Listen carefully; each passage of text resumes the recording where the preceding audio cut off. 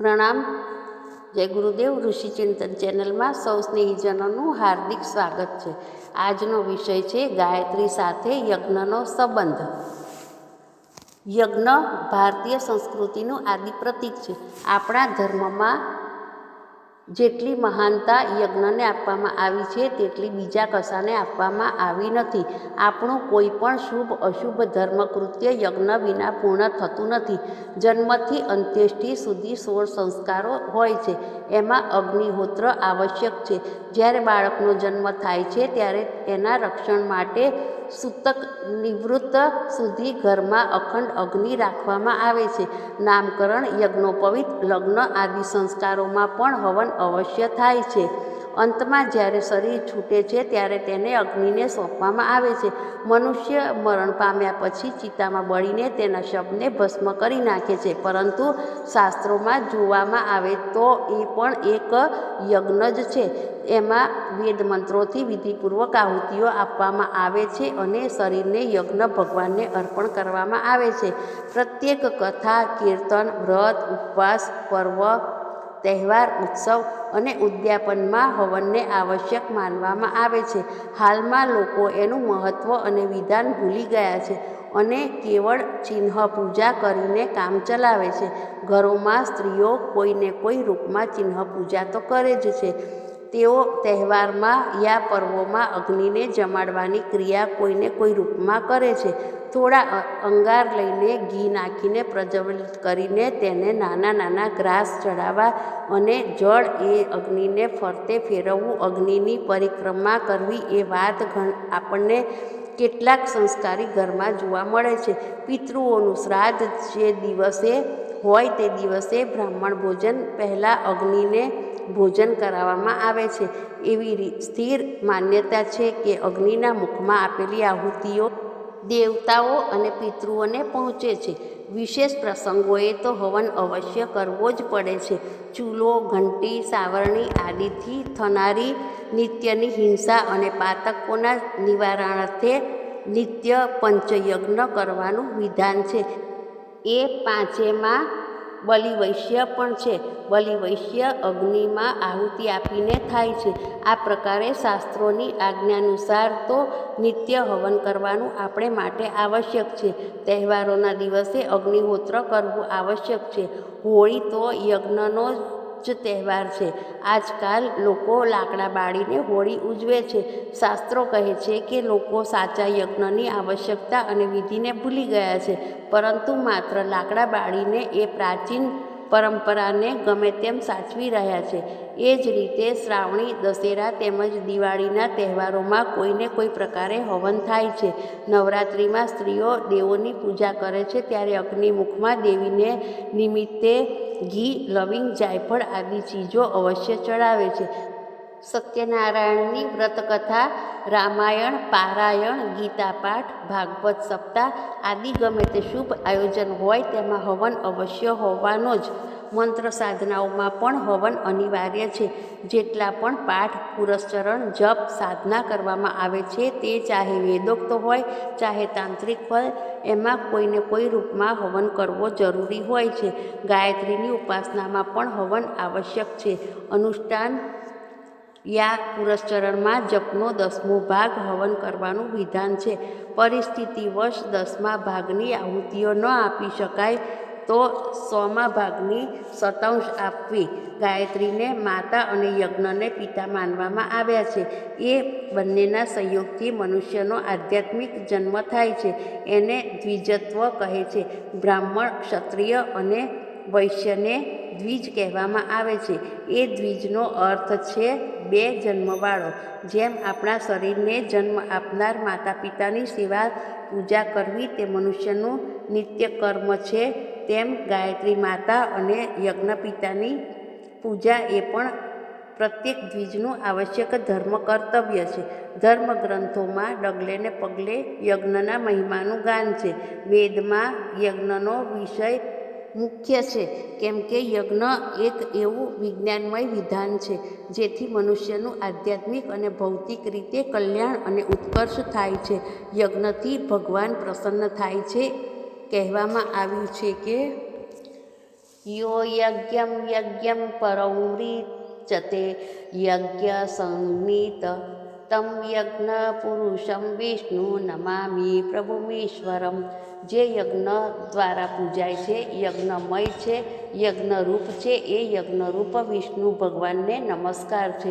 યજ્ઞ મનુષ્યની અનેક કામનાઓ પૂર્ણ કરે છે તથા સ્વર્ગ અને મુક્તિ પ્રદાન કરે છે. યજ્ઞ નહીં કરનારની શાસ્ત્રોમાં ઘણી નિંદા કરવામાં આવી છે. કસ્ત્વા વિમુંચતિ સત્વા વિસુન્વી કસ્મૈત્વા વિમુંચતિ તસ્મૈ વા વિમુંચતિ પોષાય રક્ષસા ભાગોસી.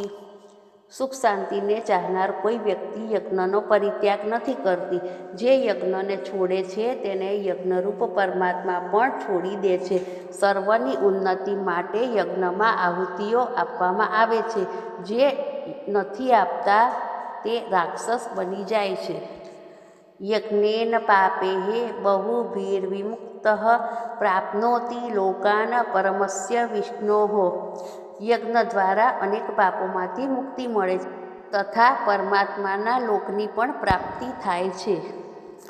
પુત્રાર્થી લભતે પુત્રાન ધનાર્થી લભતે ધનમ ભાર્યાર્થી શોભનામ ભાર્યામ કુમારી ચ શુભમ પતિમ ભ્રષ્ટા રાજયસ્તથા રાજ્યમ શ્રીકામઃ શ્રિયમાપ્નુયાત યમ યમ પ્રાર્થયતે કામં સર્વે ભવતિ પુષ્કલમ નિષ્કામઃ કુરુતે યજ્ઞઃ સ પરમ બ્રહ્મ ગચ્છતિ. યજ્ઞથી પુત્રાર્થીને પુત્રલાભ, ધનાર્થીને ધનલાભ, લગ્નાર્થીને સુંદર ભાર્યા, કુમારીને સુંદર પતિ, સ્ત્રીની કામનાવાળાને ઐશ્વર્ય પ્રાપ્ત થાય છે અને નિષ્કામ ભાવથી યજ્ઞાનુષ્ઠાન કરવાથી પરમાત્માની પ્રાપ્તિ થાય છે. ન તસ્ય ગ્રહ પીડા સ્યાન્ન ચ બંધુધનક્ષયઃ ગ્રહ યજ્ઞ વ્રત ગેહે લિખિતમ યત્ર તિષ્ઠતિ ન તત્ર પીડા પાપાનામ ન ચ બંધનમ અશેષ યજ્ઞ ફલદ મમેશાદૌધનાશનમ. યજ્ઞ કરનારને ગ્રહ પીડા, બંધુનાશ, ધનક્ષય, પાપ, રોગ, બંધન આદિની પીડા સહન કરવી પડતી નથી. યજ્ઞનું ફળ અનંત છે. દેવાઃ સંતોષિસ્તા યજ્ઞૈર્લોકાનુસંવર્ધયત્યંતયુત ઉભયોર્લોક્યો ભૂતિર્યજ્ઞઃ પ્રદર્શ્યતે તસ્માદ્યજ્ઞાનદીવ યાતિ પૂર્વજૈઃ સહ મોદતે નાસ્તિ યજ્ઞ સમંદાન નાપ્તિ યજ્ઞ સમો વિધિઃ સર્વધર્મ સમુદેશો દેતિ યજ્ઞે સમાહિતઃ. યજ્ઞોથી સંતુષ્ટ થઈને દેવતા જગતનું કલ્યાણ કરે છે. યજ્ઞથી લોક પરલોકનું સુખ પ્રાપ્ત થાય છે. યજ્ઞથી સુવર્ણની પ્રાપ્તિ થાય છે. તે યજ્ઞથી જ મનુષ્ય સ્વર્ગમાં જાય છે અને પૂર્વજોની સાથે આનંદ કરે છે. યજ્ઞ સમાન કોઈ દાન નથી. યજ્ઞ સમાન કોઈ વિધિ વિધાન નથી. યજ્ઞમાં જ બધા ધર્મોનો ઉદ્દેશ સમાયો છે. અસુરાશ્ચ સુરાશ્ચૈવ પુણ્યહેતોર્મખત્ક્રિયા પ્રયતન્તે મહાત્માન તસ્માદ્યજ્ઞપરાયાઃ. યજ્ઞૈરૈવ મહાત્માનો બભૂવુરોધિકાઃ સુરાઃ. અસુર અને સુર સર્વ પુણ્યના મૂળ હેતુ યજ્ઞને માટે પ્રયત્ન કરે છે. સત્પુરુષોએ સદા યજ્ઞપરાયણ થવું જોઈએ. યજ્ઞથી જ ઘણા સત્પુરુષો દેવ બન્યા છે. યદીક્ષિતાયુર્વદી પારેતો મૃત્યોરતિકમ નીતિ એવં તમાહરામિ નિરુત્તે રૂપસ્તસ્યાર્થમેનમ સતત શારદાય. જો રોગી પોતાની જીવનશક્તિને પણ ખોઈ ચૂક્યો હોય, નિરાશાજનક સ્થિતિએ પહોંચી ગયો હોય તો પણ એને મૃત્યુની ચુંગાલમાંથી બચાવી લેવામાં આવે છે અને 100 વર્ષ જીવતો રહેવાને માટે ફરીથી યોગ્ય બનાવી દેવામાં આવે છે. યજ્ઞેરાપ્યાયિતા દેવા પૃષ્ઠયુત્સર્ગેણ વે પ્રજાઃ આપ્યાયન્તે તુ ધર્માજ્ઞા કલ્યાણ હેતવ. યજ્ઞથી દેવતાઓનું બળ મળે છે, યજ્ઞથી વર્ષા થાય છે, યજ્ઞથી અન્ન અને પ્રજાપાલન થાય છે. હે ધર્મજ્ઞ, યજ્ઞ જ કલ્યાણનો હેતુ છે. પ્રયુક્ત્યા તથા કેષ્ટવા રાજ્યસ્મા પુરોજિતઃ નાવેદ વિહિતામિષ્ટમારોગ્યાર્થી પ્રયોજયેત. ક્ષય જેવા રોગોનો પ્રાચીન કાળમાં યજ્ઞના પ્રયોગથી નાશ કરવામાં આવતો હતો. રોગ મુક્તિની ઈચ્છા રાખનારાઓએ આ વેદ વિદિત યજ્ઞનો આશ્રય લેવો. અહમ ક્રતુરહમ યજ્ઞ સ્વધાહમહમૌષધમ મંત્રોહમહમેવાજ્ય મહમગ્નિરહમ હુતમ. હું જ કરતું છું, હું જ યજ્ઞ છું, હું જ સ્વધા છું, હું જ ઔષધિ છું, હું જ મંત્ર છું, આજીવન હવન પણ હું જ છું. નાયમ લોકોસ્ય યજ્ઞસ્ય કુતોન્યઃ પુરુષોત્તમ. હે અર્જુન, યજ્ઞ રહિત મનુષ્યને આ લોકમાં પણ સુખ મળતું નથી, તો પરલોકમાં પણ સુખ હોય જ ક્યાંથી? નાસ્ય યજ્ઞસ્ય લોકો વૈ નાયજ્ઞો વિદતે શુભમ. અયજ્ઞો ન ચ પુતાત્મા નશ્યંતિ છિન્નપર્ણવત. યજ્ઞ ન કરનારો મનુષ્ય લૌકિક અને પારલૌકિક સુખોથી વંચિત થઈ જાય છે. યજ્ઞ ન કરનારનો આત્મા પવિત્ર હોતો નથી અને કાળથી છૂટા પડેલા પાંદડાની જેમ તે નષ્ટ થઈ જાય છે. સહયજ્ઞા પ્રજ્ઞા સૃષ્ટવા પુરોવાચ પ્રજાપતિ અનેન પ્રસવિપ્યધ્વમેષ વા સ્વષ્ટકામધુક. દેવાન ભાવયતાનેન તે દેવા ભાવયન્તુ વઃ. પરસ્પર ભાવંતઃ શ્રેયઃ પરમવાપ્સ્યથ. ઇષ્ટાનમોગાન હિ વો દેવા દાસ્યન્તે યજ્ઞભાવિતાઃ. બ્રહ્માજીએ મનુષ્યની સાથે જ યજ્ઞને પેદા કર્યો અને એને કહ્યું કે આ યજ્ઞ દ્વારા તમારી ઉન્નતિ થશે. આ યજ્ઞ તમારી ઈચ્છિત કામનાઓ આવશ્યકતાઓને પૂર્ણ કરશે. તમે યજ્ઞ દ્વારા દેવતાઓને સંતુષ્ટ કરો, તે દેવતાઓ તમારી ઉન્નતિ કરશે. આમ બંને પોતાના કર્તવ્યોનું પાલન કરીને કલ્યાણને પ્રાપ્ત કરશો. યજ્ઞથી સંતુષ્ટ કરાયેલા દેવો અનાયાસે તમને સુખ શાંતિની વસ્તુઓ આપશે. અસંખ્ય શાસ્ત્રવચનોમાંથી કેટલાક પ્રમાણો ઉપર આપવામાં આવ્યા છે, તે ઉપરથી યજ્ઞનું મહત્ત્વ સહેજે ધ્યાનમાં આવી જાય છે. પૂર્વકાળમાં પણ આધ્યાત્મિક અને ભૌતિક ઉદ્દેશોને માટે મોટા મોટા યજ્ઞો કરવામાં આવતા હતા. દેવો પણ યજ્ઞ કરતા હતા, અસુરો પણ યજ્ઞ કરતા હતા અને ઋષિઓ પણ યજ્ઞ કરતા હતા. રાજા લોકો અશ્વમેઘ આદિ વિશાળ યજ્ઞોનું આયોજન કરતા હતા અને સાધારણ લોકો પણ સમયે સમયે યજ્ઞ કરતા. અમુક લોકો હંમેશ યજ્ઞનો વિધ્વંસ કરતા હતા કે જેથી યજ્ઞથી એમના શત્રુઓનો ઉત્કર્ષ અને લાભ થઈ ન શકે. એ જ પ્રમાણે અસુરોના યજ્ઞનો પણ ધ્વંસ કરાતો હતો. રામાયણમાં રાક્ષસોના એવા યજ્ઞનું વર્ણન છે જેનો હનુમાનજીએ નાશ કર્યો હતો. જો સફળ થાય તો રાક્ષસો અજય થઈ ગયા હોત. રાજા દશરથ પુત્રેષ્ટિ યજ્ઞ કર્યાથી 4 પુત્રો પામ્યા હતા. રાજા નૃગ યજ્ઞ દ્વારા સ્વર્ગે જઈને ઇન્દ્રાસનના અધિકારી થતા હતા. રાજા અશ્વપતિએ યજ્ઞ દ્વારા સંતાન પ્રાપ્ત કરવાનો સુયોગ પ્રાપ્ત કર્યો હતો. ઇન્દ્ર પોતે પણ યજ્ઞથી જ સ્વર્ગને પામ્યો હતો. ભગવાન રામે પોતાને ત્યાં અશ્વમેઘ કરાવ્યો. શ્રી કૃષ્ણની પ્રેરણાથી પાંડવોએ રાજસૂય યજ્ઞ કર્યો હતો. આગંતુકોના સ્વાગતનું કામ શ્રીકૃષ્ણે પોતે કર્યું હતું.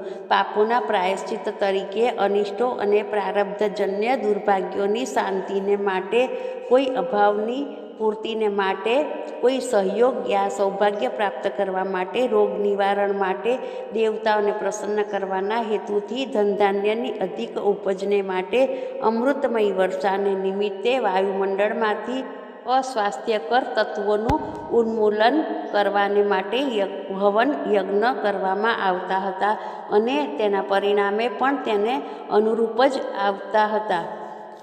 યજ્ઞ એક મહત્વપૂર્ણ વિજ્ઞાન છે જે વૃક્ષોની સંવિધાઓ કામમાં લેવામાં આવે છે. એમાં વિશેષ પ્રકારના ગુણો હોય છે.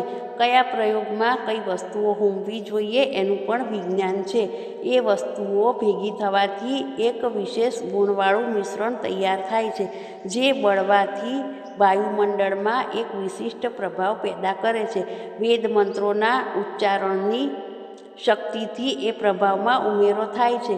પરિણામે જે વ્યક્તિ યજ્ઞમાં જોડાય છે એના પર તથા આજુબાજુના વાયુમંડળ પર એનો ભારે પ્રભાવ પડે છે. સૂક્ષ્મ પ્રકૃતિના અંતરાલમાં જે વિવિધ પ્રકારની શક્તિઓ કામ કરે છે તેમને દેવતાઓને અનુકૂળ બનાવી તેમને ઉપયોગી વાતોમાં પ્રયોજવા, એમની સાથે સંબંધ સ્થાપવો, એનું જ નામ દેવતાઓને પ્રસન્ન કરવા કહેવાય. એ કાર્ય યજ્ઞથી સહેલાઈથી સધાય છે. જગતમાં કદી કોઈ વસ્તુનો નાશ થતો નથી, કેવળ રૂપાંતર થતું રહે છે. જે વસ્તુ હવનમાં હોમવામાં આવે છે તે તથા વેદમંત્રોની શક્તિથી જે સદ્ભાવનાઓ યજ્ઞ દ્વારા ઉત્પન્ન કરવામાં આવે છે તે બંને મળીને આકાશમાં છવાઈ જાય છે. એનું પરિણામ આખા જગતને માટે કલ્યાણકારક નીવડે છે. આ પ્રકારે આ જગતની સેવાનું, વિશ્વમાં સુખ શાંતિ ઉત્પન્ન કરવાનું યજ્ઞ એક ઉત્તમ માધ્યમ અને પુણ્યમય પરમાર્થ છે.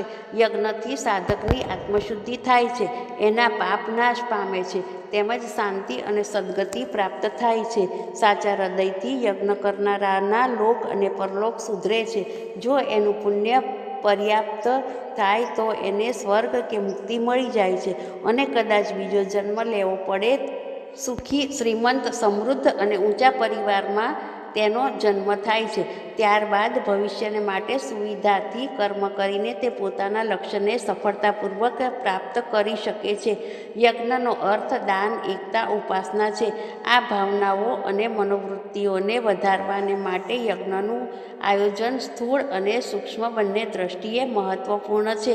યજ્ઞનું વેદોક્ત આયોજન, શક્તિશાળી મંત્રોનું વિધિસાર ઉચ્ચારણ, વિધિપૂર્વક બનાવેલો કુંડ, શાસ્ત્રોક્ત સંવિધાઓ તથા સામગ્રી જ્યારે ઠીક પ્રમાણમાં વિધાનપૂર્વક હોમવામાં આવે છે ત્યારે એનો દિવ્ય પ્રભાવ વિસ્તૃત આકાશમંડળમાં ફેલાઈ જાય છે. એ પ્રભાવના પરિણામે પ્રજાના અંતઃકરણમાં પ્રેમ, એકતા, સહયોગ, સદ્ભાવના, ઉદારતા, ઈમાનદારી, સંયમ, સદાચાર, આસ્તિકતા આદિ સદ્ભાવો અને સદવિચારોનો સ્વયંમેવ આવિર્ભાવ થવા માંડે છે. પર્ણોથી આચ્છાદિત દિવ્ય આધ્યાત્મિક વાતાવરણના દિવસોમાં જે સંતાન પેદા થાય છે તે પણ સ્વસ્થ, સદ્ગુણી અને ઉત્તમ વિચારો ધરાવનારું થાય છે. પ્રાચીન કાળમાં પુત્ર પ્રાપ્તિ માટે પુત્રેષ્ટિ કરવામાં આવતા હતા. એ ઉપરાંત જેમને સંતાનો થતા હતા તેઓ પણ સદ્ગુણી અને પ્રતિભાવાન સંતાન પ્રાપ્ત કરવાને માટે પુત્રેષ્ટિ યજ્ઞ કરાવતા હતા. ગર્ભાધાન, શ્રીમંત, પુંસવન, જાતકર્મ, નામકરણ આદિ સંસ્કારો બાળકનો જન્મ થયા પછી અજ્ઞાત અવસ્થામાં જ થાય છે. એ દરેકમાં હવન થાય છે, તેથી બાળકના મન પર દિવ્ય પ્રભાવ પડે છે અને મોટો થયા પછી પુરુષ, સિંહ અને મહાપુરુષ થાય છે. પ્રાચીન કાળનો ઇતિહાસ સાક્ષી પૂરે છે કે જે જમાનામાં આ દેશમાં યજ્ઞની પ્રતિષ્ઠા હતી તે જમાનામાં આ દેશમાં મહાપુરુષો અને નરરત્નોની વિપુલતા હતી. આજે યજ્ઞનો તિરસ્કાર કરીને અનેક દુર્ગુણો, રોગો, કુસંસ્કારો અને ખરાબ આદતોથી ગ્રસિત બાળકોથી આપણા ઘરો ભરાઈ રહ્યા છે. યજ્ઞથી અદૃશ્ય આકાશમાં જે આધ્યાત્મિક વિદ્યુત તરંગો ફેલાય છે તે લોકોના મનમાંથી દ્વેષ, પાપ, અનીતિ, વાસના, સ્વાર્થ, કુટિલતા આદિ બુરાઈઓને દૂર કરે છે. પરિણામે એનાથી અનેક સમસ્યાઓ હલ થાય છે. અનેક ગૂંચવણો, મુશ્કેલીઓ, દાવપેચના પ્રસંગો, ચિંતાઓ, ભય, આશંકાઓ અને ખરાબ સંભાવનાઓ સમૂળી નષ્ટ થઈ જાય છે. રાજા, ધનિક, સમૃદ્ધ લોકો અને ઋષિમુનિઓ મોટા મોટા યજ્ઞો કરાવતા હતા. એનાથી દૂર દૂરનું વાતાવરણ નિર્મળ થતું હતું અને દેશવ્યાપી, વિશ્વવ્યાપી બુરાઈઓ અને સંકટોનું નિવારણ થઈ જતું હતું. સામાન્ય લોકો પણ નાના યજ્ઞો કરાવતા હતા જેનાથી એમના ઘરની, કુટુંબની, ગામની નાની નાની સમસ્યાઓનો ઉકેલ થઈ જતો હતો. વ્યાપક સુખ સમૃદ્ધિ વર્ષા આરોગ્ય સુખ શાંતિને માટે મોટા મોટા યજ્ઞોની આવશ્યકતા પડે છે, પરંતુ નાના હવનો પણ પોતાની મર્યાદા પ્રમાણે લોકોને લાભ આપે છે. હવનમાં જેટલો ખર્ચ થાય છે એનાથી હજારો ગણા મૂલ્યની સુખ સમૃદ્ધિની પ્રાપ્તિ અને આપત્તિઓથી નિવૃત્તિ મળે છે. મોટા યજ્ઞો કરવાનું જેમનું સામર્થ્ય છે તેમણે તે કરવા જોઈએ. અગ્નિનું મુખ ઈશ્વરનું મુખ છે. એમાં જે કંઈ ખવડાવવામાં આવે છે તે સાચા અર્થમાં બ્રહ્મભોજન છે. બ્રહ્મ અર્થાત પરમાત્મા. યજ્ઞના મુખમાં આહુતિ આપવી એટલે પરમાત્માને ભોજન કરાવવું. ભગવાન આપણને સૌને ખવડાવે છે તો આપણું પણ કર્તવ્ય છે કે પોતાના ઉપર ઉપકાર કરનારની પ્રતિપૂજા કરવામાં કંજૂસાઈ ન કરવી. જેની આર્થિક સ્થિતિ સારી ન હોય તેમણે થોડું થોડું ઉઘરાણું કરીને સામૂહિક યજ્ઞની વ્યવસ્થા કરવી. જ્યાં એમ ન બની શકે એવું ન હોય ત્યાં કોઈ વાર નાના નાના હવનો કરવા અથવા જ્યાં નિયમિત યજ્ઞ થતા હોય ત્યાં પણ પોતાના તરફથી થોડીક આહુતિ આપવાની ગોઠવણ કરવી. કોઈ બીજું યજ્ઞ કરી રહ્યું હોય તો એમાં સમય, સહયોગ અને સહાય આપીને અને સફળ બનાવવાનો પ્રયત્ન કરીએ તો તે પણ ભગીરથ કાર્ય થવા જેવું જ ગણાય. નિત્યનું અગ્નિહોત્ર બહુ સરળ છે. એમાં એટલો ખર્ચ થતો નથી કે મધ્યમ વર્ગનો મનુષ્ય તેનો ભાર ન ઉપાડી શકે. જે લોકો નિત્ય હવન કરી શકતા નથી તેમણે સપ્તાહમાં એકવાર રવિવાર અથવા અમાસ અથવા પૂનમે હવન કરવાનો પ્રયત્ન કરવો. આ સાધારણ હવનનું વિધિવિધાન કઠિન નથી. ગાયત્રી યજ્ઞ વિધાન પુસ્તકમાં એનો સરળ વિધિ આપવામાં આવ્યો છે. એને આધારે પુરોહિત વગર પણ સહેલાઈથી કોઈ પણ માણસ કરાવી શકે છે. જ્યાં કંઈ પણ વિધાનની ખબર ન હોય ત્યાં કેવળ શુદ્ધ ઘીની આહુતિ ગાયત્રી મંત્રને અંતે સ્વાહા શબ્દ બોલીને આપી શકાય છે. કોઈને કોઈ પ્રકારે યજ્ઞ પરંપરા ચાલુ રાખવામાં આવે તો એ ભારતીય સંસ્કૃતિની બહુ જ મોટી સેવા છે. એ નાનું શું કર્મકાંડ પણ આપણા ઘરમાં વાયુમંડળને શુદ્ધ કરવામાં અને બધા લોકો પર સત્વગુણનો પ્રભાવ પાડવામાં ખૂબ જ સહાયક થાય છે. જેમના ઘરમાં હવન થતા રહે છે ત્યાં પાપ કર્મોનો પ્રવેશ થતો નથી. પ્રેત, પિશાચ, દુઃખ, દુર્ભાગ્ય, અભાવ, દરિદ્રતા અને ક્લેશ કલહનું શમન થતું રહે છે. યજ્ઞથી અગ્નિહોત્રના દેવતા પ્રસન્ન થઈને સુખ શાંતિની વર્ષા કરતા રહે છે. યજ્ઞ કોઈ પણ જાતનો નુકસાનીનો સોદો નથી. સાધારણ રીતે કરાયેલા હવનમાં જે પૈસા ખર્ચાય છે તે એક પ્રકારે દેવતાઓની બેંકમાં જમા થાય છે અને તે સંતોષકારક પૂરતા વ્યાજ સાથે સંકટના સમયે આપણને પાછા મળે છે. વિધિપૂર્વક શાસ્ત્રીય પદ્ધતિ અને વિશિષ્ટ ઉપચારો અને વિધિવિધાનથી કરાયેલ હવન તો વિશેષ મહત્ત્વના છે. એવા યજ્ઞો અને એક પ્રકારનું દિવ્ય અસ્ત્ર છે.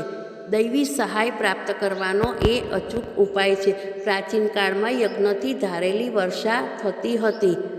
યજ્ઞ શક્તિથી સુસજ્જિત થઈને યોદ્ધા લોકો અજેય બનતા હતા.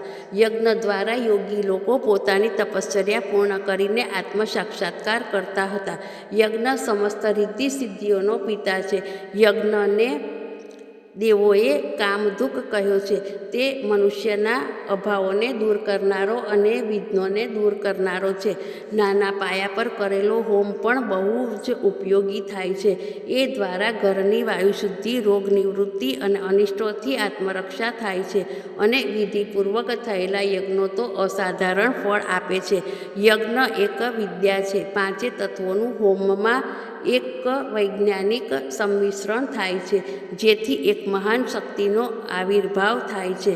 યજ્ઞની એ પ્રચંડ શક્તિને દ્વિમૂર્ધા, દ્વિનાસિકા, સપ્તહસ્ત, દ્વિમુખ, સપ્તજિહ્યા, ઉત્તરમુખ, કોટિ, દ્વાદશ મૂર્ધના, દ્વિપંચ, સત્કલા યુદ્ધગમ આદિ વિશેષણો આપવામાં આવ્યા છે. આ રહસ્યમય સંકેતમાં એ બતાવવામાં આવ્યું છે કે યજ્ઞાગ્નિની મૂર્ધા ભૌતિક અને આધ્યાત્મિક બંને છે. આ ક્ષેત્રો સફળ બનાવી શકાય છે. સ્થૂળ અને સૂક્ષ્મ પ્રકૃતિ યજ્ઞની નાસિકા છે. એના પર અધિકાર પ્રાપ્ત કરી શકાય છે. 7 પ્રકારની સંપત્તિઓ યજ્ઞના હાથમાં છે. વામ માર્ગ અને દક્ષિણ માર્ગ એ 2 મુખો છે. 7 લોક જીભ છે. આ બધા જ લોકોમાં જે કંઈ પણ વિશેષતાઓ છે તે યજ્ઞાગ્નિના મુખમાં મોજૂદ છે. ઉત્તર ધ્રુવનું ચુંબકત્વ કેન્દ્ર અગ્નિમુખ છે. યજ્ઞની 52 કલાઓ એવી છે જેમાંથી થોડીક પ્રાપ્ત કરીને રાવણ આટલો શક્તિશાળી થઈ ગયો હતો. જો એ બધી કલાઓ પ્રાપ્ત થઈ જાય તો દુનિયાના બધા પદાર્થો એને હસ્તક થઈ જાય છે. યજ્ઞનો મહિમા અનંત છે. એનું આયોજન પણ ફળદાયક થાય છે. ગાયત્રી ઉપાસકોને તો યજ્ઞ પિતાતુલ્ય પૂજનીય છે. ગાયત્રી ઉપાસકોને માટે યજ્ઞ આવશ્યક છે. એમણે યજ્ઞની પરંપરા ચાલુ રાખવી જોઈએ. પોતાના ઘરનું, પોતાની મનોભૂમિનું વાતાવરણ યજ્ઞમય રહે એ માટે યજ્ઞ ભગવાનની પૂજા કરવી એ દરેક ગાયત્રી ઉપાસકોની ફરજ છે. અસ્તુ. જય ગુરુદેવ.